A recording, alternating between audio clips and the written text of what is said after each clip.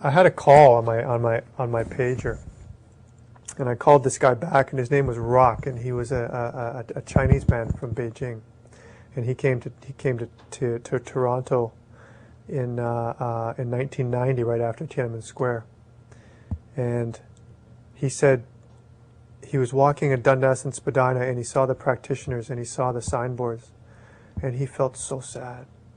He said, "I'm so sad. I know the Chinese government kills people," he says. "I know they lie. And I feel so sad for those practitioners that are being persecuted in China." And he said to me, "I think those practitioners are great, and I want to do something to help. I want to do as much as I can to help." So he wrote letters to the Chinese embassy, and he wrote letters to the President of the United States, and he wrote letters to the Prime Minister of Canada. And I thanked him. I said, "You know what, Rock? I thank you." And he says, "Don't thank me." He says, this is my responsibility as a human being to stand up and help these people." And after that, I knew why I had to go to Beijing. I knew why I had to go and help help spread the truth about Falun Dafa to the Chinese people in China. Well, because I practiced Falun Gong for over 3 years, and I know and have felt and experienced that it's something truly beautiful. And as we all know right now in China, they're doing everything in their power to try and destroy it. For the past 2 years of the persecution, I've traveled all over the world, and I've talked to media, citizens, government officials, and I've done everything in my power to help stop this, except going to China. And when I found out some of my fellow practitioners were to go, I wanted to join them.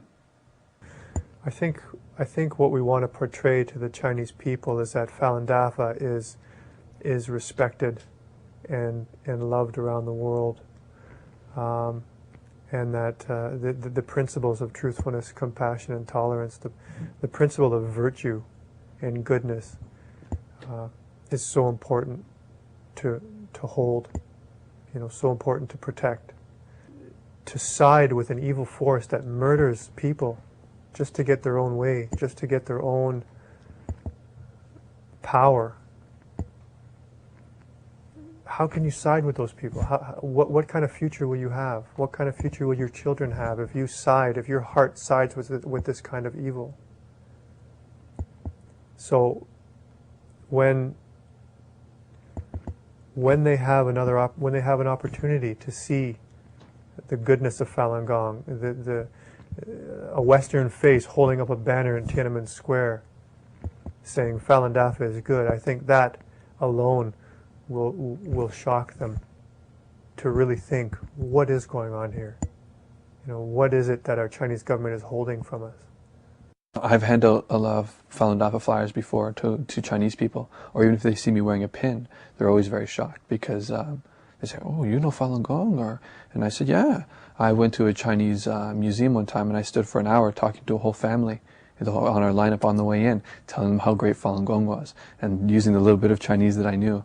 And I saw that coming from a Westerner, it really shocked them. It made them really start to listen, because they weren't talking to another Chinese person, and they didn't have that their culture and all the conflicts in their culture that they could use to argue with that person. All they could do was listen, because it's just this new person. And I feel that Westerners going to China is a good thing. It's something beautiful. It's showing the true heart of Falun Gong, that it's the law of the universe and that it exists in the hearts of all people, not just Chinese people, and that we all want to defend it. And no matter where it's being attacked, we have to defend it. And I think that English people going to China will really help the people who not are attacking Falun Gong, and not the people who think Falun Gong is good, but the people who aren't sure, the people who are confused. They see this persecution going on for 2 years. They see it's been 2 years and they still can't crush Falun Gong. There must be something about it. What is it? And then if they see, Westerners, not only who practice Falun Gong, but who want to come to China, I think that it could really touch people's hearts. And I think that's what we want to do, is we want people's hearts to be touched. My message is simple. Falun Gong is good.